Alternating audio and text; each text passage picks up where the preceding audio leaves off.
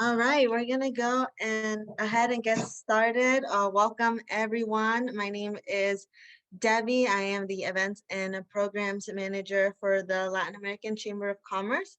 And I just wanted to welcome you all here today.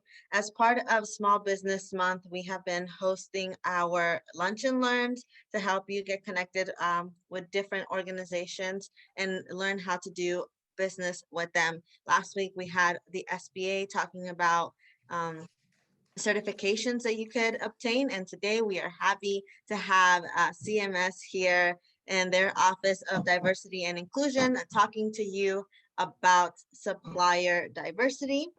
And I want to introduce Ms. Lloyd, the Director of Diversity and Inclusion for CMS. She is going to be bringing us the presentation for today alongside with her team.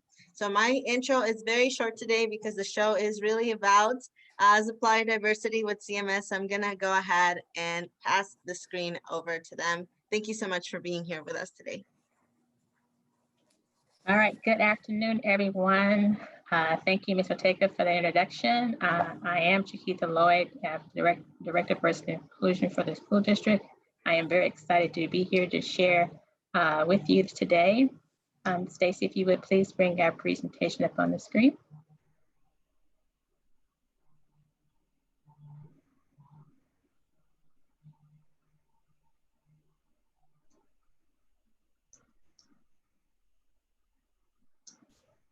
Right, so as she is loading up our presentation, I wanted to share with you, I brought two members of our team with us today, and that'll be Ms. Stacy Moretti, who's our Diversity Program Manager, and Ms. Skyne Bita, who is one of our Supplier Diversity Compliance Specialists, who will be sharing the ins and outs on how to do business with us.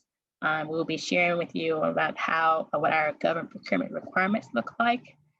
You will learn about our bid processes and our delivery methods. You will know how to get registered as a vendor.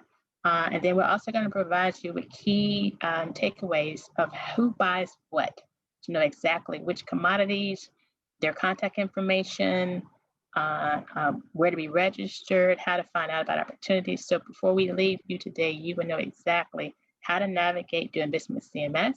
You will be provided with actual contact information, and at the very end, we will make our presentation available to the chamber so they can share with you. So you'll have actually a physical copy of everything with all of the contact information included. So with that, I am going to pause, and I'm going to hand this over to Ms. Stacy Moretti for her to share our next steps. Okay, can you see my presentation? Yes, ma'am. Okay. So Chiquita has gone over what we're going to talk about today. Hello, everybody. Welcome. I'm Stacy Moretti, and with a project manager with the Office of Diversity and Inclusion, and we're going to talk about a little bit about CMS first. We're Charlotte-Mecklenburg Schools, a K-12 institution in Charlotte. We have over 175 schools in the Mecklenburg County area. We have the pleasure of serving 140,000 plus students, and we're represented by over 19,000 employees here in Charlotte and Mecklenburg County. The first thing we want to talk about is our bid process and the different methods of delivery that we have in Charlotte-Mecklenburg Schools over the various types of purchases. Excuse me. We want to start with our small order purchases, which is anything under $5,000. We have the ability to purchase using a P card or a credit card, anything up to $1,000. And anything under 5,000 people use a purchase order or a check request. We do not have any competitive bidding requirements for items under $5,000. But we do speak to departments and schools about, rotating, how they award or how they buy to different vendors, multiple vendors, and make sure that they are including a minority, women, or small business in those selections. So they have some discretion there, but we try to get them to include as much as we can. And the next way that we procure things is through informal bids. This is supplies, materials, anything, equipment, anything between 5,000 and 90,000. We require a minimum of 3 quotes, and in that process, we are asking the procurement people to identify at least one available MWSBE. If there is one available, they can reach out to them via phone, email, fax, if people still use faxes. And it's also important to know in any procurement in Charlotte-Mecklenburg Schools, no matter if it's supplies, materials, equipment, anything, if it's over $5,000, our department is the first line of review. So no purchase over $5,000 goes any farther than us without being reviewed. So we look to make sure that the procedures are being followed, that diverse businesses are being included, and we are fully embedded in the procurement process so that we ensure that we're successful in our supplier diversity program. You know, if someone does not comply with those policies or procedures, we have the ability to reject their requisition or their request to purchase or their bid, depending on what they're procuring. You know, so it's important to know that we are advocating to make sure that everybody is included in the process. And the next, excuse me, the next level of purchasing is formal bids, anything over $90,000. That's when you have formal solicitations, advertisements, things like that. And again, that all comes through our office. And they're required to notify at least one available diverse vendor. You know, typically there's more depending on what, you know, what the purchase is for. I've got a couple pictures here of, you know, janitorial supplies, custodial supplies, athletic equipment, but that can expand to all different kinds of opportunities. The next opportunity is in contracted services, which is not construction related. We have a separate process for construction. Again, anything under $5,000, we don't require a competitive process, but we do ask that the same process, they rotate amongst vendors, include MWSBEs when available, and they do have to follow the same procedure, anything over $5,000. Our team works very closely with the procurement or purchasing department to make sure that the proposal or the bid is inclusive and that department is following all of our procedures, whether it be a request for a proposal or a quote or an invitation to bid, however they choose to advertise. We are ensuring that our diverse firms have the ability to be included. Excuse me. The next level of procurement is informal construction, which is anything in the value of $5,000 to up to $500,000. You know, we do ask that they try to bid it out if it's under $5,000, but they're not required to.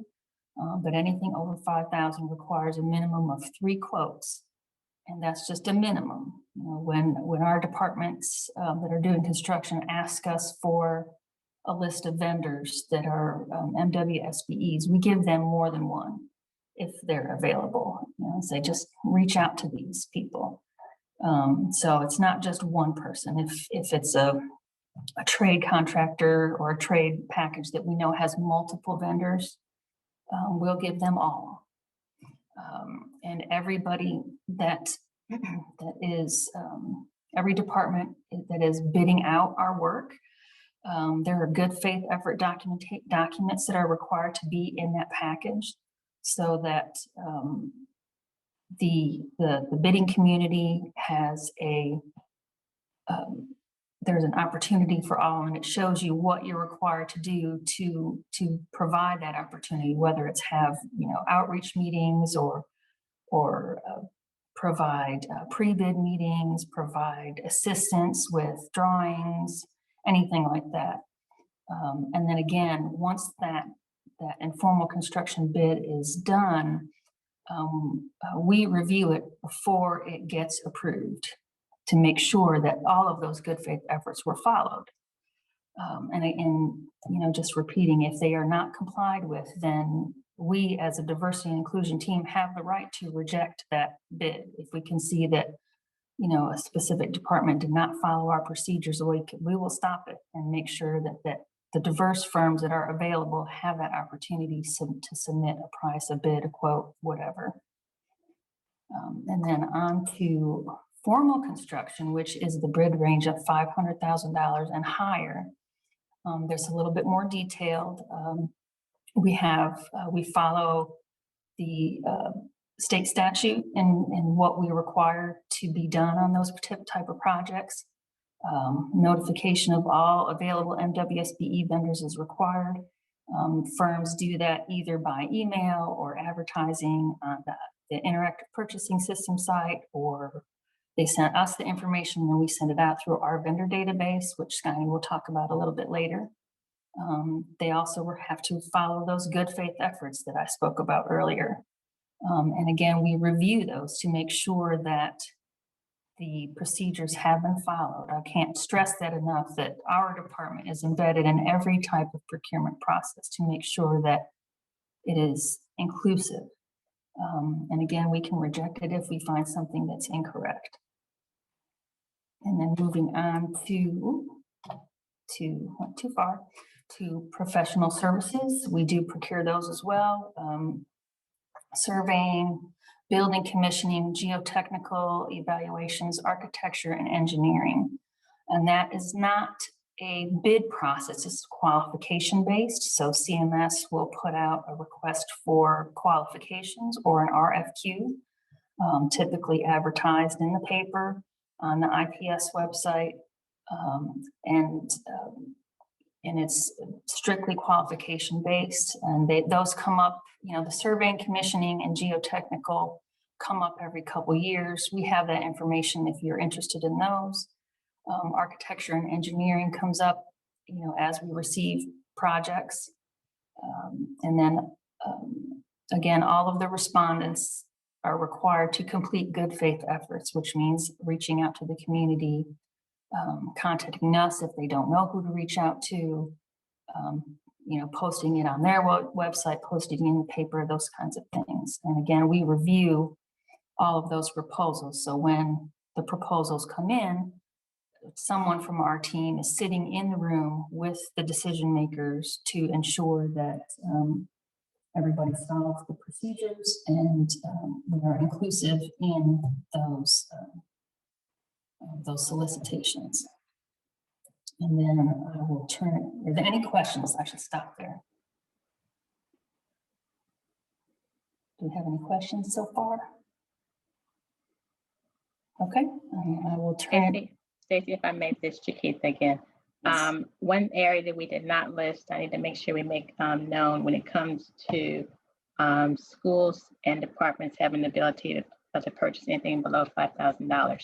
A lot of times our schools will have events or things where they have fairs, school fairs, and the PTAs may be a sponsor of. For example, if they wanted to have a food truck, or if they wanted to have vendors out there for a harvest fest or whatever type of book giveaways or what have you, those are being done with PTA funds. We do not have any guidelines or governance over those funds. They are free to choose any vendor they would like to contract with when those funds are being used. The only time we will come into play is if they are having some type of event that's going to require use of like school dances in the building, and they were trying to have these big light shows and what have you, because they're tapping into our electrical outlets. There's some requirements we have to have, and we may have to have insurance and different things if that comes into play. But for the most part, those funds, anything that they have, they are free to buy and procure as they like. We do not govern that, nor do we govern vendors if they have someone bring in any type of food. I see some questions in the chat, so before we go there, one question is, how are staffing and recruiting services handled? I have seen Kelly Services hiring for substitute teachers. That is one of our contracted services area, and we do put that out as a RFQ based on the needs that we have for specific type of people for positions.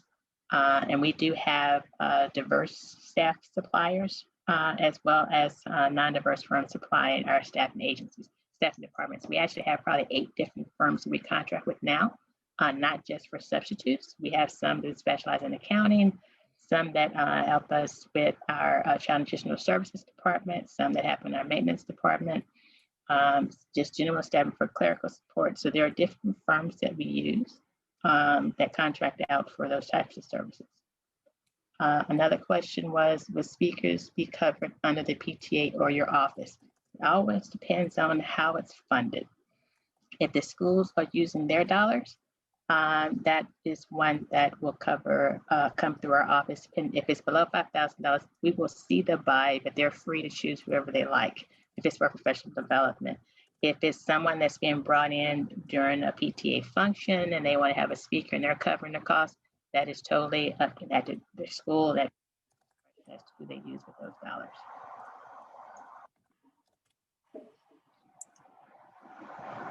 All right. Next question I see is how, I know that CMS has their own marketing team. Do they ever contract out for a marketing, branding, advertising, communication service? Yes. And we put out an RFP for that as well. I can tell you now we have a different firm that contracted externally to help us as it relates to sharing why CMS is a good choice for schools, or for parents to send their students to. You will see some radio and print and billboard ads if it relates to, we contract all of that out.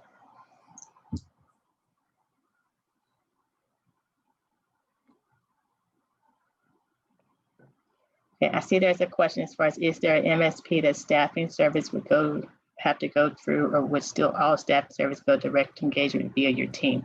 I'm going to pause here and allow for Scotty to go in to share with you who buys what, so you know exactly who governs this particular area, and then we can follow it up with your additional questions. And then he says, where does language services fall under any requirements needed for language services? Yes, that is also, that's a contracted service area. And we do have, I think, 6 different firms we contract with to help us with our interpreting and translation services department. And that is when someone reaches out to our office and they ask a question about how to do business with us, we actually refer you to the exact department who has a process they go through as far as vetting the firms to ensure that you can meet our needs. And then that's how that you consider for that contracted service opportunity. So with that, I'm going to pause and allow Scotty to discuss how to become a vendor, and then let you know more of who buys what, and then we'll pick up any additional questions that may be raised in the chat, and or you'll be able to ask verbal if you choose. Good afternoon. Again, my name is Skyny Bita, and I am one of the Supply Diversity Compliance Specialists in the Office of Diversity and Inclusion for Charlotte-Mecklenburg Schools. I'm going to talk to you briefly today about how to become a vendor with Charlotte-Mecklenburg Schools. Next slide. To do that, there's 2 ways. One of them is if you provide a good or service, we ask you to register with the North Carolina Electronic Vendor Portal. And that is the link that is indicated here. And as we stated earlier, this information and these links will be provided for you at the end of the event. So you can obtain the link to register through the portal to become a potential vendor for Charlotte-Mecklenburg Schools. In addition, the opportunities that we procure out will be listed on the Interactive Purchasing Systems link, which is also part of the North Carolina purchasing site. So again, that link, any opportunities as related to goods and services, you will see on the North Carolina Interactive Purchasing Systems site. If you provide a construction-related service, you will need to complete our vendor profile. And again, the link is provided at the bottom. So if you provide concrete, if you do masonry, if you do roofing, any of those things that are construction related, you will need to complete a vendor profile, and the link is indicated below. Next slide, please. Now, I know a lot of you wanting to know who buys what, who are our buyers in our procurement department. And these are those folks that procure. And as you also will see on the slide, that we have listed a few of the areas that they are responsible for. We have Anthony Becker, who is responsible for currently for service contracts, janitorial, and waste management. And you also note that their contact information, their phone number, and their email address is indicated here in the slide. Jim Thomason is another buyer for us in our procurement department. He oversees paper, automotive and fuel, food, and instructional services. Then we have Laura Mason. She's responsible for advertising and promotional items, computers, and office supplies. Next slide. We have Corey Seitman. They're responsible for textbooks, art supplies, and uniforms within our school system. Amy Shire, she is responsible for athletics, automobiles, building materials, and furniture. Next slide. And then under building services and for our maintenance, you will need to contact Yolanda Ferguson, who is our facilities and contract administration manager, or Coretta Haskins Hall, who is our contract administrator. And they manage all contracts for maintenance and repair of our CMS schools and buildings.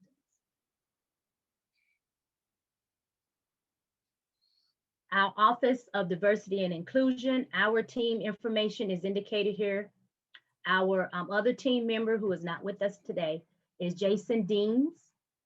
He is also like my counterpart, and we met both of him and I manage the architect and engineering, construction, maintenance, and surveying, geotechnical, and commissioning. And then also Stacy, who does our goods and services and is our backup for construction related projects. So that is the team of and also our illustrious director, Chiquita Lloyd. We make up the Office of Diversity and Inclusion for Charlotte-Mecklenburg Schools. So upcoming opportunities as it relates to our capital programs or our construction, we currently have 7 projects that are in design. The bidding for these projects will not take place until spring of next year. And as you see, those 7, as well as we have 3 projects now that have not been assigned to a construction manager at risk, but they will be. And to obtain additional information regarding these capital projects, the website is at the bottom. It is www.cmsbondconstruction.com. And this website, you will be able to obtain additional information as it relates to these 7 projects that are in design, our current projects, as well as those projects that have yet been assigned by to our CM at risk or our general contractors. Next slide. Another event that we are very instrumental in promoting, and also part of the planning committee that is coming up very rapidly, so to speak. Every October, Charlotte-Mecklenburg School is part of the committee that plans the Charlotte Med Week. Some of you may have heard of it. Last year, of course, we had to go virtual. This year, we're not sure. We may do virtual, maybe some hybrid where we do some in person, but this is an event that is great for you to participate, to kind of, again, meet some primes and buyers, and to introduce your product or service that you provide. Also participate in their workforce career fair, and also be able to attend the awards celebration where we recognize the small women and minority-owned businesses that have done outstanding work during the year with some of our prime as well as some of our public entities. The city of Charlotte is also part of the committee. We have Mecklenburg County, Central Piedmont, UNC Charlotte, just to name a few, that are part of this committee that actually plans this event during this week. And again, as information becomes available, we normally start planning for this event in July. So as we start finalizing, you will also get this information to register to attend. We encourage you to attend all events from the workshops right through the celebration. But if not, we strongly encourage you to attend the Meet the Primes and Buyers Fair. Again, that is another good way for you to introduce your company to some of the prime and buyers that will be in attendance. Next slide. And that concludes my slide. So we'll now open it up for, again, questions that you may have. And thank you.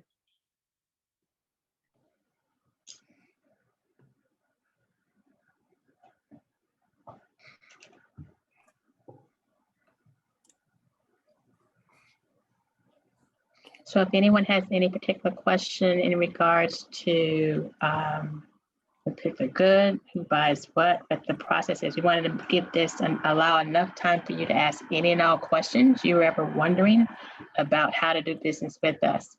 I see out in the chat, do you have a laundry need and what's the capacity? As far as a laundry need, explain to me a little bit more about that. We do have washers and dryers at our schools that we do, that the schools are able to do laundry there on site, just like for athletic programs. But I don't know, when you say laundry need, share me a little bit more. We need to come up for staff use, student use. What are you looking for?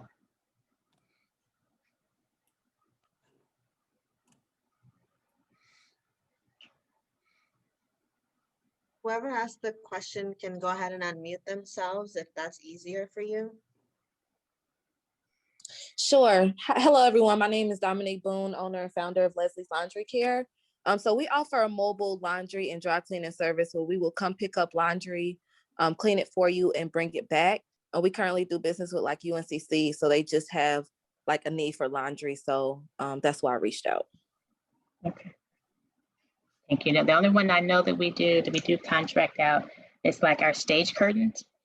And that's actually an on-site cleaning process because they're hung pretty high up in the rackers where it's all of our school locations. And that is a service contract. We do bid out when necessary, but we also, when we bid it out for the cleaning of the curtains, it's also to do repair of the curtains, but that would be on site, not when you would take it away and bring it back to us. Okay, thank you. Mm-hmm. All right, and there was one question here as relates to where can we find insurance requirements for language services and or staffing services. We will also, when we share our presentation with all the contact information, we will also give you information about our insurance requirements. There is a liability insurance level that we require, as well as for if you have an automobile you bring it onto our site, that we require you to have as well. So that is one I will share with everyone in written form, so you'll have a reference for that. And I can tell you most of the policies start at $1 million. When you submit a quote to us, you don't necessarily have to have the insurance in place, but before we actually go to contract with you, you will have to show proof of your insurance before we will actually issue a purchase order for your service and your good. Hey, this is Douglas Alvarenga. Within staffing services, I know that can be crazy to navigate sometimes. Is that all handled independently by certain team members, or is IT handled differently versus just generalized services, professional services? And is there an easier way to navigate that by saying, hey, Stacy, hey, Chiquita, here's just a summary of what we could do? Yeah, we help navigate that for you. Depending on the type of staffing service that you have, we will connect you with the exact department that would actually procure your services. Our procurement department is there to assist. They're the ones who actually will issue the purchase order once they have deemed that your firm can support. But the actual department that will be using the temps will be having that one-on-one with you to discuss their needs. I can tell you now we do have staffing partners in our IT. We have, and our IT is divided up in two ways. There's those who do the actual out at the schools when it comes to the installations, and or if we're moving people that have to go and reset up office systems and what have you, we have that team, and also help with the help desk. And there's another team who does we use consultants with there as well as staff support is when it comes to our back office system that we for HR systems, our maintenance, our procurement, since all the backlog of who manages the behind the scenes for that. That's a whole different team that has other contracted folks that work there. There's, like I said, there's contracting companies we use for substitutes. There's one for, and we have firms who do for accounting. We have firms that we use in our nutritional services. So depending on what your staffing is, we will help navigate and get you to the right person who actually does the buy. That way you can answer all your different questions. They'll tell you the nuances of what they're looking for, and then they'll also negotiate the pricing with you. Awesome. So a quick capabilities model sheet to you, you'd say, here you go. You got it. Awesome. Thank you. Mm-hmm.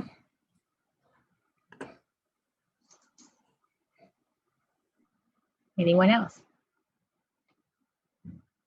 I know this is not a quiet bunch and you guys have questions. I want to make sure when you walk away, you don't have to wonder and say, I wanted to ask such and such, but this is your time. There is not a commodity or area that we do not touch. So please ask us any question that you may have. Chiquita, can we talk about the language services? Sure. I don't remember who asked that question. Let me go open up the chat. And That was me again. One of our okay. divisions is language services as well. Mm-hmm. So we provide language services for Atrium and Cabarrus County, and so we were just trying to see what those requirements were for this for Charlotte-Mecklenburg. Oh yeah, we have a high need when it comes to translation services, and we have folks that come in to assist, and we have parent meetings as well as documents. Marbeth is actually on the call as well. She heads up that division for us. Mm-hmm. And from past experience in various departments, you know, some departments use translation services as well for documents or flyers if it's something very lengthy versus something that could be done by someone in-house. So that it varies by department. So it might be, you know, an opportunity that comes up every once in a while or not on a scheduled basis. You just have to have that knowledge of who's got what going on. I would say our English learner department is the one who contracts out the language services and staffing that we use. And they assist us with translating curriculum. And we have a variety of languages that we translate our documents to. Perfect. Our current platform does about 127 languages, both interpreting and translations. So we definitely like to get some of that stuff over to you. Yeah, because I think we have a little over 190 different countries represented and over 100 different languages. So just be mindful, we have a need. Yeah, perfect. Thank you. Uh-huh. I just have a quick question. So I work in the advertising space. I supply promotional products, apparel, and print. So is the best way to just find out more about the needs, is it just to reach out then to the individual? I took some screenshots of, you know, the person who handles the advertising, the other person who handles like uniforms, or would it, the best way just to start the process is to go through the portals, as you mentioned before, and figure out what are those needs? Tell me more when you say promotional items and advertising, and I can better answer the question exactly who does what, so I can save you some time. Yes, so we supply promotional products. That's from mugs to any type of promo. On the apparel side, same things from t-shirts to polos to vests. And then on the printing side, it's from banners all the way to business cards and anything in between. Okay, so on the promotional items, you have two avenues. We call it our swag attire. We do a lot of CMS branded swag material, where we normally reach out to 3 different firms to give us quotes on district-wide type buys. But then we also have schools and departments who buy their own branded school materials. That's where I talked about sometimes there's PTA dollars that pays for that, and there's district dollars that pays for that. If you have a particular school, their PTA does a lot of their branded material for them as far as buying. Our middle schools, like those who have PE, we require the students to have t-shirts and shorts that match, and we have a vendor that they will use to actually go on and do your orders, and then you can buy. High school, I think in particular our soccer teams and some of our football teams, some of the items that they buy is also branded material and are just, so everybody has the same kind of socks, what have you. We contract with someone separate for that. Unfortunately, those are individual contracts because each one they have their fund that they use. If the student is going to be buying it from a vendor, we use the process of finding the vendor, and they use their portal. The parents go online, they pay for it, you ship directly to the school, they pick it up, and that's how we distribute. If you would, please put your contact information in the chat for us because we're planning our summer leadership conference, which will be in June, and I need to get quotes for our t-shirts. And so I got the final art design this morning, and I need to send it out. And just so you know, there's going to be 2 buys for this. We're going to have, and this is also a way to promote your company too, because I can share. If whoever we select to provide these t-shirts for us, it's going to be given to all of our principals, assistant principals, and deans across the district, as well as our department heads. There's going to be 2 levels of buys, one for Summer Leadership Conference and one that we're going to provide for our staff as we welcome them back to school in the fall, starting in August. So as soon as we have that, we can share and include you in the process about that opportunity. Perfect. Yeah. So we literally buy everything from cups, mugs, umbrellas, t-shirts. That's our swag attire. We brand everything. So just know there is opportunity for you. I really appreciate it. Thank you so much for that information. And I've got all the notes, so I'll definitely follow up on that. So thank you. All right, thank you. Me again, sorry. Oh, you're fine. Is there, are there governing bodies that you're looking for in regards to specific certifications? For example, we have SBE, HUD from city and state, or are you looking specifically for our minority certification? We go through NMSDC, so I'm not sure if you're looking for anything outside. Awesome. I actually serve on the board of directors for the Carolinas Virginia Council here. Nice. So as far as certifications go, CMS does not certify anyone. So we accept certifications from the city, Charlotte, for the SBE certification. We accept certification from the Hub office through the Hub certification. We also accept certification from NMSDC, WeBank, or any other bona fide government agency outside of North Carolina, because a lot of our vendors, we do, because of what we buy and how we buy, we have folks from around the country. And if they're certified by an external agency outside of North Carolina, we will review that certification and accept that as well. Okay, perfect. Thank you. So you do not have to do anything else. You have everything you need to be certified with us. Yeah. All we ask is when you register as a vendor, you become a vendor, and anything that we put out in for a quote or a bid, that they're going to ask the question, are you a certified minority women or small business owner? You check a box, yes or no. And then that's when we'll ask them for a copy of your certification letter if you're awarded, so that we can track the spend in our procurement system as well as in our actual report out. And just so everyone knows, for us, we report annually every August or September to the full Board of Education, our utilization of our diverse firms. I am very pleased to say we average of our eligible spend a little over 20% spent with our diverse firms. This year, we're trending even higher. We should come in about 30% of our spend with our diverse firms. So we track by group. We're looking not for the one-time wonders, but those who have a long-term relationship with us, so that we're able to see our dollars multiply within the community as we're spending with you, that you're also spending with others. Awesome. Hi, I have a quick question for you. My name is Janelle. My question is, you mentioned your June conference that's coming up. I'm also a teacher of 20 years, and I am now a speaker. And I'm able to, and I've done several PTAs, and getting teachers ready for the new year, getting them excited. Is there space for vendors for that at this point? And who would I contact for that? For your topics, if you would also, if you send me your information, because we have received proposals for those that are going to be speaking. They submit their proposals, and we have a whole committee that will review the proposals based on our theme to see who fits in with available slots. So if you can send that to me, that would be great. That way we will know more about your company. Awesome. And I'm sure that email was up there, but I had to take a phone call. Is it possible for it to be put back in the chat? I'll do that right now. Thank you. Awesome. I see where the swag attire was done for the chamber. That's awesome. And then there's a question that says, are you looking for any desserts, i.e. cakes? That depends on, those fall more at the school level.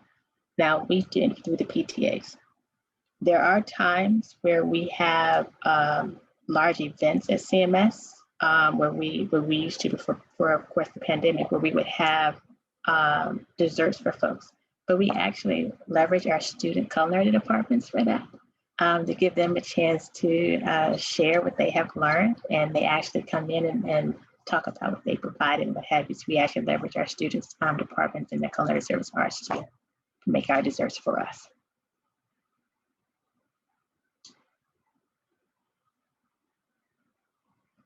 Are there any other questions? I want to make sure I received everything.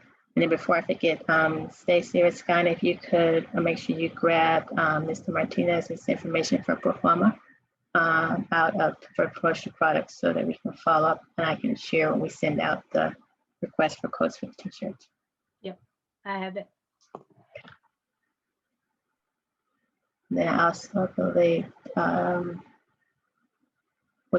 we'll scan to make sure we've captured anyone who has put information in there. But like I said, you will receive the deck that we use for our presentation following this meeting, and it will have all of our contact information listed again in there, as well as our buyers and procurement office to assist you in case we did not answer a question or you have a questions following this presentation.